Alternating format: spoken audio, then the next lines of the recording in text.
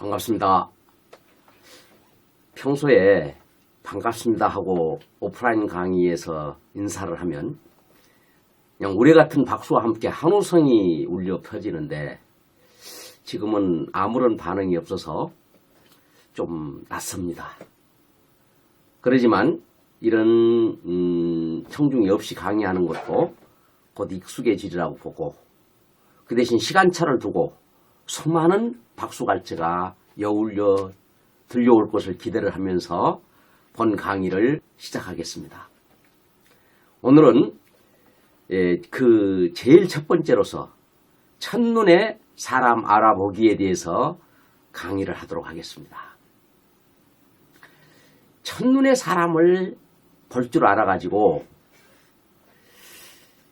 장사꾼인 자기 딸을 신데렐라 중에 신데렐라로 만들어낸 그런 사건이 여러분이 잘 아시는 중국 사기에 2250년 전 한나라에서 있었던 것이 사기에 소개되고 있습니다. 자, 이 내용인데 여기 뭐라고 써 있는가 하면 고조 경주 후 여공왈. 한나라 왕이 고조인데 고조가 왕이 되기 전에 그 한나라 지방의 대상이었던 여공이라는 사람이 베푼 잔치에 하객으로 참여를 하게 됩니다. 하객으로 온 이 고조를 여공이 들어올 때부터 과정을 쭉 지켜보던 여공이 지금 고조에게 말을 건넵니다. 신소, 호상인, 소신이 사람들의 상을 보기를 좋아하는데 말이에요. 상인다에 무여계상. 내가 사람들의 상을 보기 좋아해서 수많은 사람들의 상을 보았는데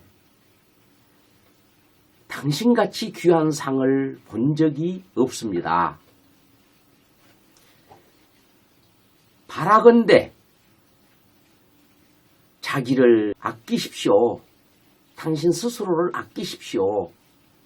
그리고 저에게 딸이 하나 있는데 그냥 청소나 시키고 어떤 계산이나 잡일이나 하는 첩으로 삼아주시면 어떻겠습니까? 하고 지금 청혼을 하는 겁니다. 이런 장면이에요.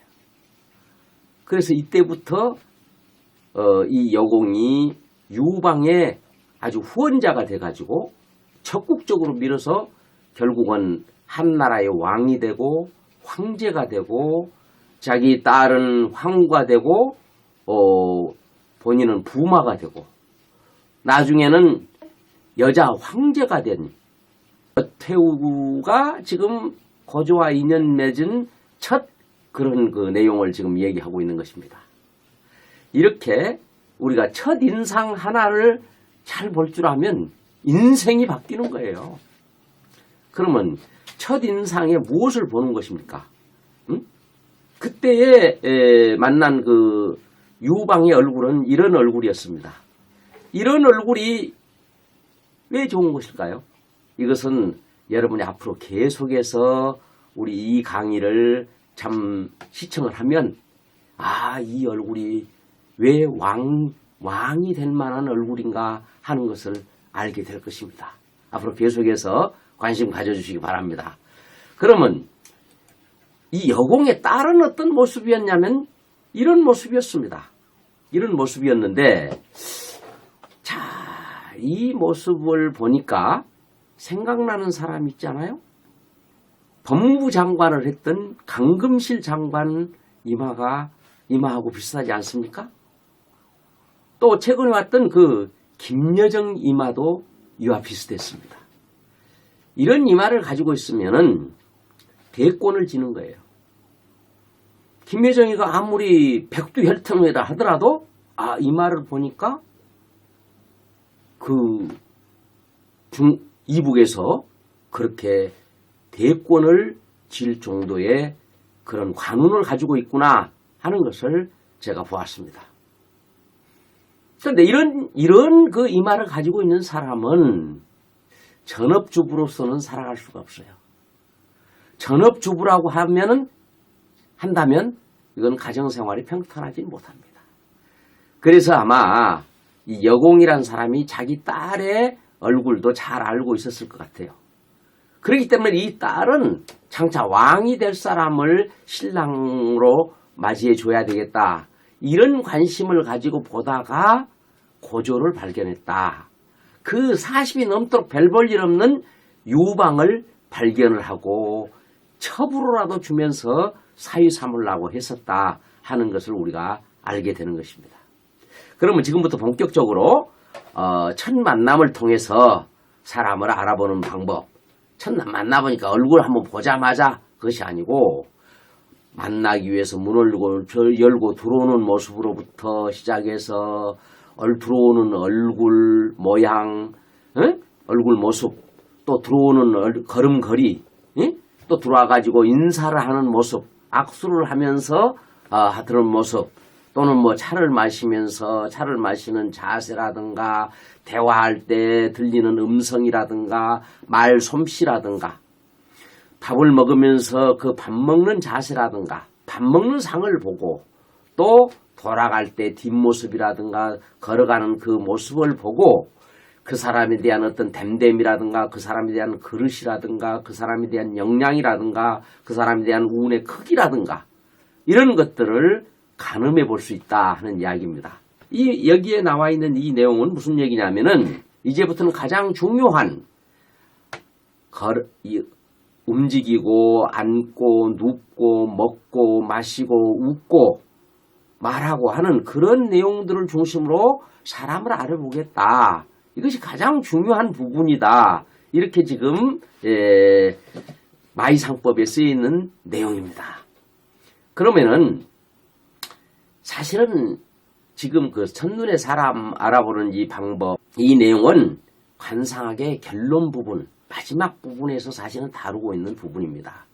그런데 우리가 관상에 있어서 구체적으로 뭐 눈이 어떻게 생기고 눈썹이 어떻게 생기고 코가 어떻게 생기고 입이 어떻게 생기고 이런 것을 하나하나 알아가지고 언제 사람을 알아볼 수가 있겠어요.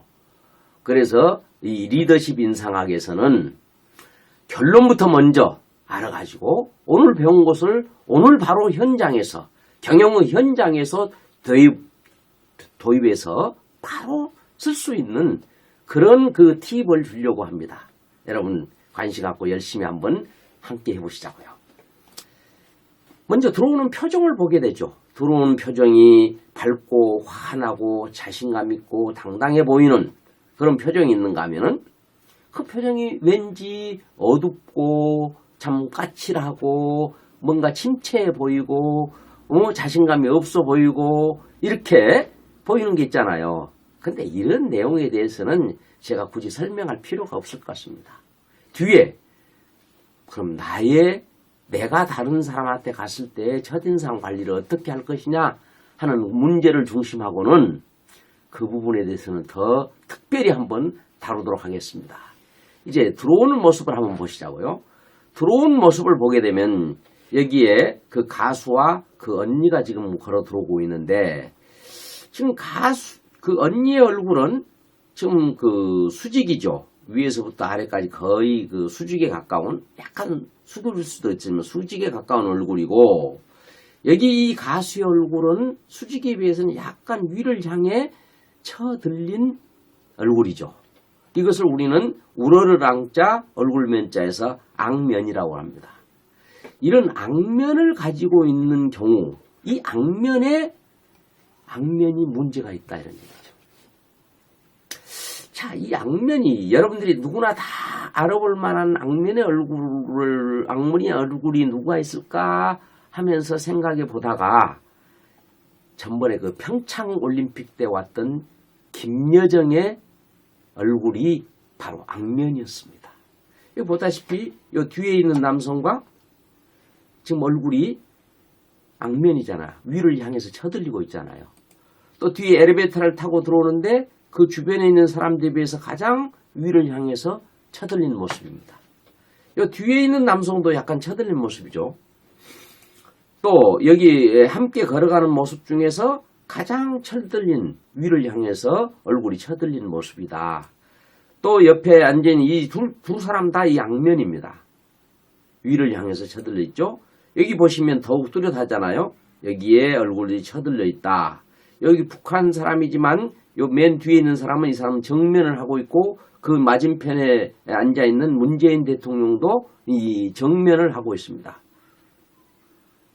그런데 정면 수직이 된 얼굴을 가지고 있는데 김여정 얼굴은 여기 이 앉은 사람 중에 가장 위를 향해 쳐들린 얼굴이다 하는 얘기예요. 그렇죠? 자, 여기 김영남하고 같이 지금 있는 이 모습에도 굉장한 그 악면입니다. 이런 악면인 사람은 어떤 문제가 있냐 하면 위기 상황이 왔을 때 위기 관리를 하려고 하지 않고 극단적인 선택을 해버린다는 얘기입니다. 이런 악면을 가진 친구를 우리가 채용을 했을 경우 어떤 지적을 했을 때 그것을 시정하고 그 부분을 수습하려고 하지 않고 그냥 사표를 내던지고 나가버린다는 얘기예요. 사표를 낸 것까지도 좋아. 근데 사표도 안 내고 그냥 잠수 타버린다든가. 더 극단적으로는 지구에 사표를 내버려.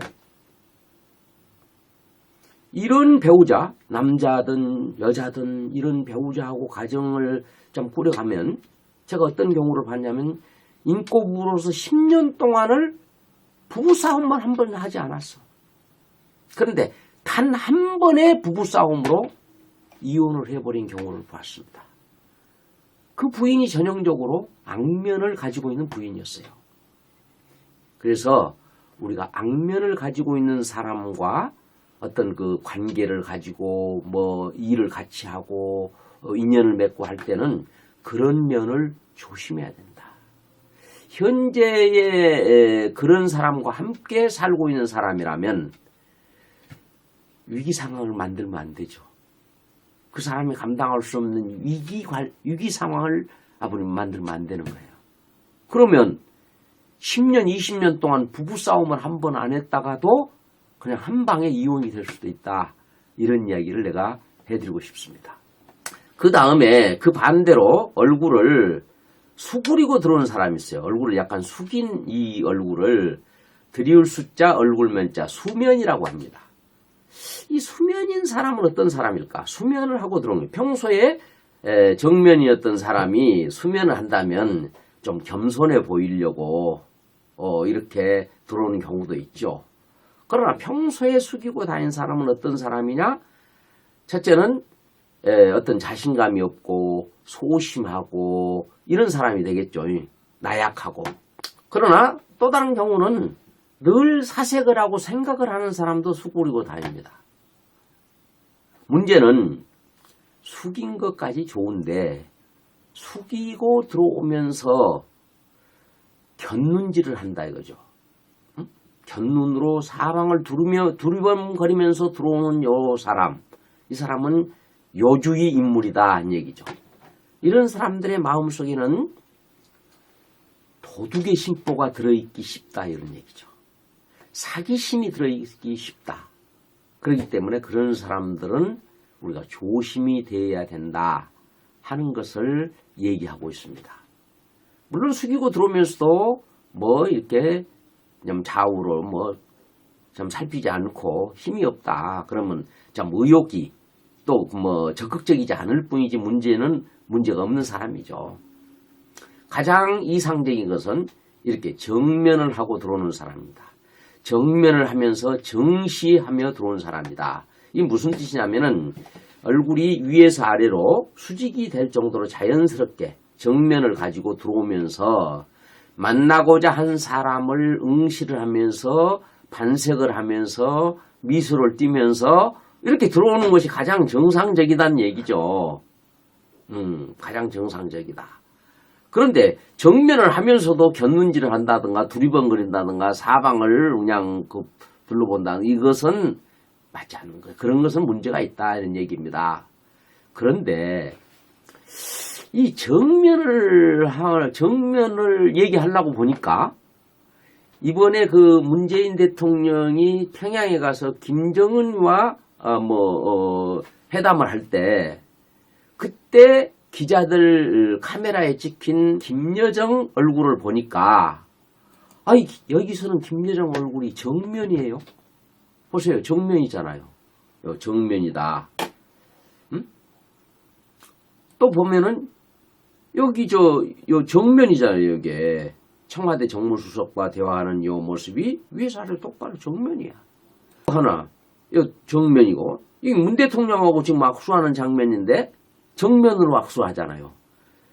아마 평창 올림픽 때 와가지고 그 문재인 대통령하고 인사하는 모습을 뉴스에서 봤을 때 얼굴을 바짝 쳐들고 이렇게 문재인 대통령하고 인사하는 모습 봤을 거예요. 그렇게 봤지 않습니까? 근데 여기서는 지금 정면을 하고 있어. 예?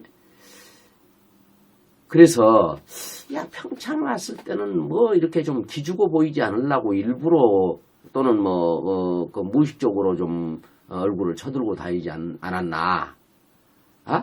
여기서는 또 그럴 필요가 없으니까 저렇게 정면을 하고 다니지 않나? 그렇지만 문제는 이렇게 카메라에 찍힌 어떤 행사장에 보여주는 그게 아니고 평상복 차림으로 우리가 편의점에 갈 때 그거 누가 보는 것도 아니잖아요. 혼자 걸어가는데 얼굴을 이렇게 쳐들고 다니느냐, 얼굴을 이렇게 숙이고 다니냐, 정면으로 다니냐, 이것이 그 사람이 위기 상황에 딱 맞닥뜨렸을 때 어떤 선택을 할 거냐, 극단적인 선택을 할 것이냐, 아니면 위기관리를 하기 위해서 노력을 하고 경우에 따라서는 꼬리를 내리고 그럴 수 있겠냐, 이런 것을 가늠해 볼 수 있다고 생각합니다.